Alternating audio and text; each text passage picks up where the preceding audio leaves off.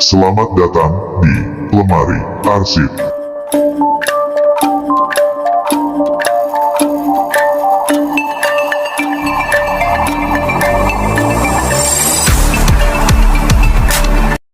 Kali ini, saya akan membahas salah satu arsip dari sebuah kisah nyata yang di luar nalar. Tapi sebelum lanjut ke pembahasan, jangan lupa untuk subscribe dan juga like untuk lebih membangun channel ini. Serta, coretkan komentar positif kalian, biar kita bisa berbagi pendapat. Tanpa banyak kata-kata lagi, siapkan jiwa, mental, serta batin kalian, dan mari kita buka arsipnya.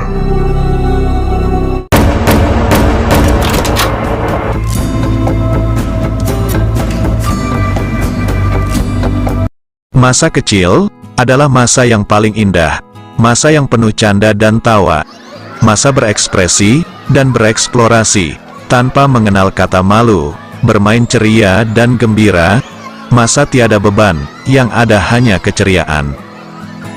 Namun, berbeda dengan Marcella Sulu, gadis belia 13 tahun, yang berasal dari desa Koha, Kabupaten Minahasa, Provinsi Sulawesi Utara itu, harus terhenti menjalani masa kecilnya, yang ceria. Gadis belia itu, harus meregang nyawa, dan pergi untuk selamanya, dengan cara yang mengenaskan, di tangan lelaki bejat tak bermoral.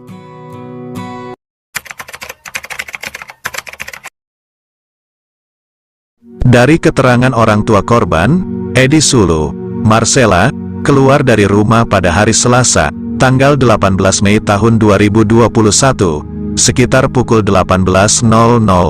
Korban sempat bertemu kakaknya, Arlando Sulu, saat tengah bermain dengan temannya. Kakak korban sempat menyuruhnya untuk pulang, tapi korban tidak mau pulang.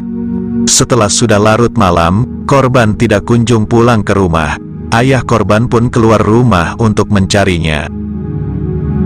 Namun, sampai besok paginya, pada hari Rabu, tanggal 19 Mei tahun 2021, korban belum ditemukan. Ayah korban pun mulai khawatir, dan langsung melakukan pencarian lagi bersama saudaranya.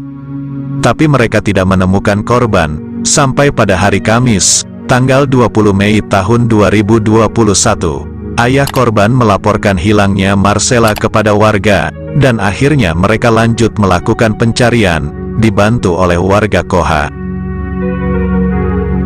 Setelah pencarian di lokasi perkebunan desa, para warga pun berpencar, dan memasuki perkebunan-perkebunan warga, dan ke rumah-rumah warga.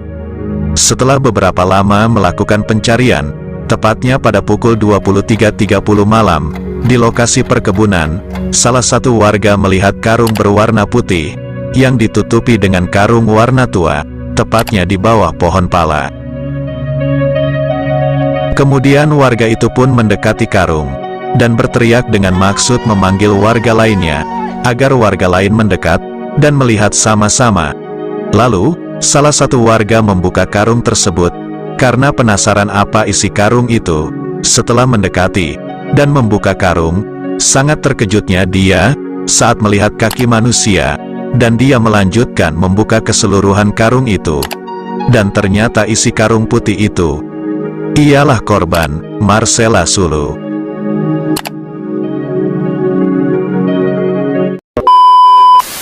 Ayah korban, Edi Sulu, sangat kaget dan terpukul, atas penemuan karung putih itu, yang ternyata isinya, anak gadis belianya.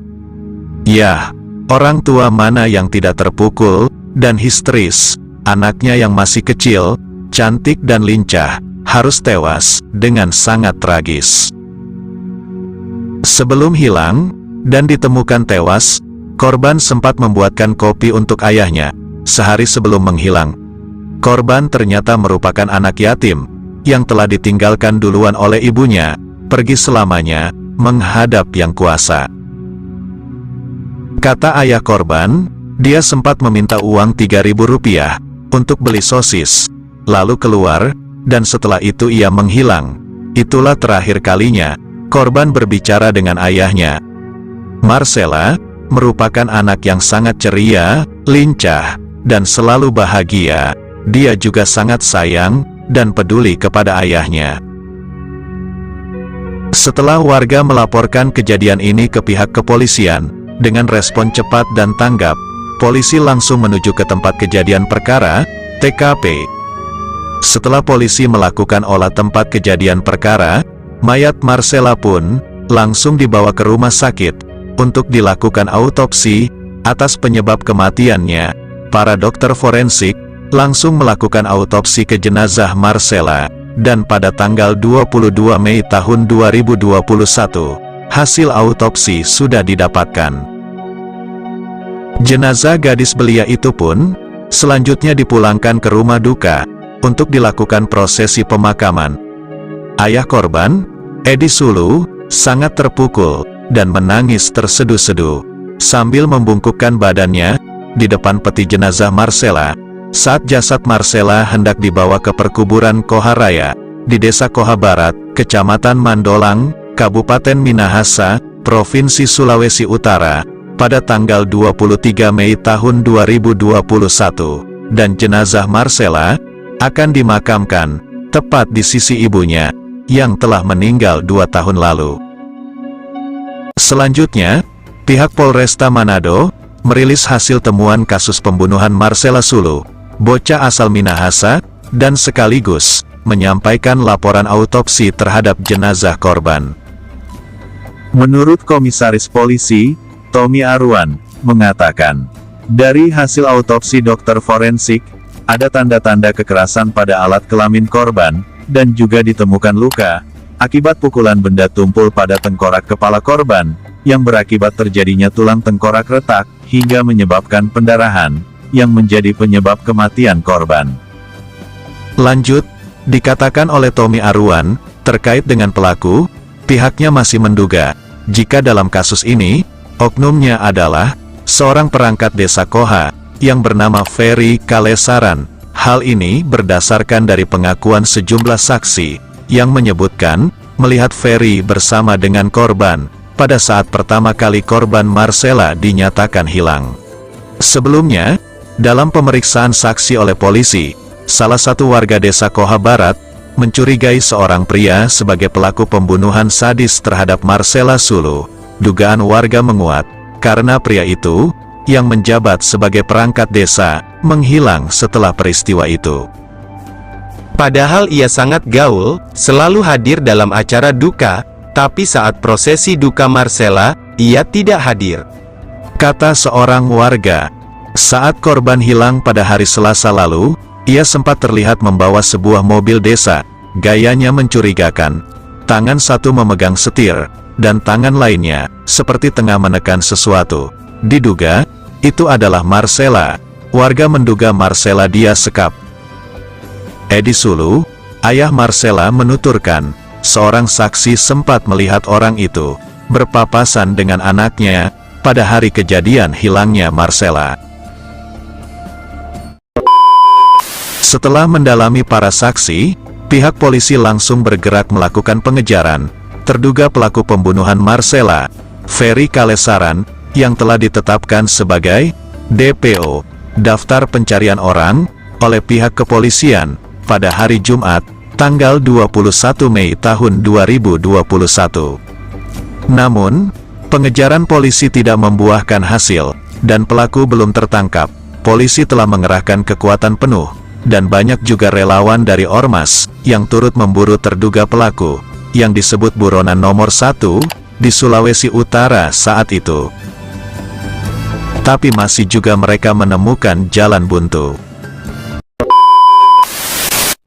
Setelah 1 minggu lamanya buron, pelaku akhirnya ditemukan. Dia ditemukan di sekitaran Sungai Koha, namun, dengan kondisi yang mengenaskan, pelaku diduga gantung diri. Penemuan mayat pelaku dibenarkan oleh sang anak, Lady. Setelah mengetahui ayahnya gantung diri, dia menulis pesan haru di media sosial. Biarpun didapat dengan keadaan seperti itu, meninggal, saya tetap sayang Papa. Selamat jalan Papa. Anak pelaku mengaku tak habis pikir apa yang merasuki ayahnya, hingga nekat melakukan perbuatan keji kepada Marcella Sulu. Anak pelaku juga bercerita, Pada Kamis malam, sebelum mayat Marcella ditemukan, ayahnya membuat pengakuan. Pengakuan itu disampaikan saat ada ibadah di rumah mereka. Jadi saya dengar dari orang-orang saat di ibadah itu.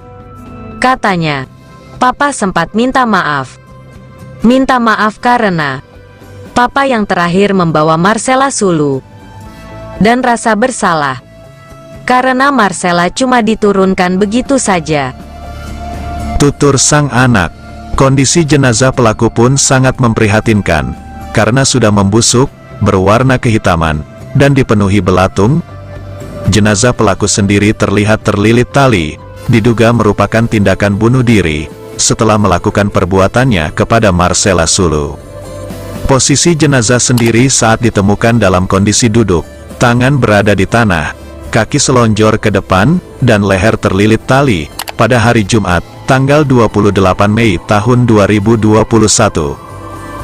Petugas kepolisian langsung melakukan evakuasi jenazah pelaku pembunuhan itu untuk dibawa ke Rumah Sakit Bayangkara Polda Sulawesi Utara, dan itulah akhir dari pelarian pelaku.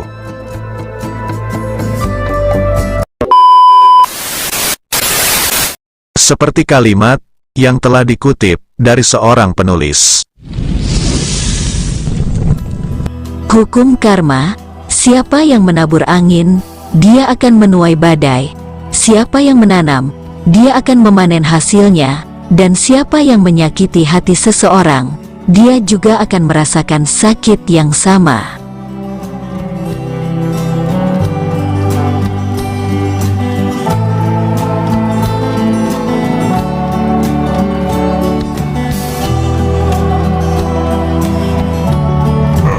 Itulah salah satu arsip yang telah kita bahas kali ini. Semoga kalian meresapi kisahnya, mengambil hal positif dari kejadian itu. Tetap berhati-hati, tetap waspada, jaga diri kalian, cermat dalam memilih, karena tindak kejahatan tidak mengenal siapa kalian, dan kapan akan terjadi. Terima kasih telah menonton video ini, dan nantikan kisah-kisah nyata di lemari arsip selanjutnya.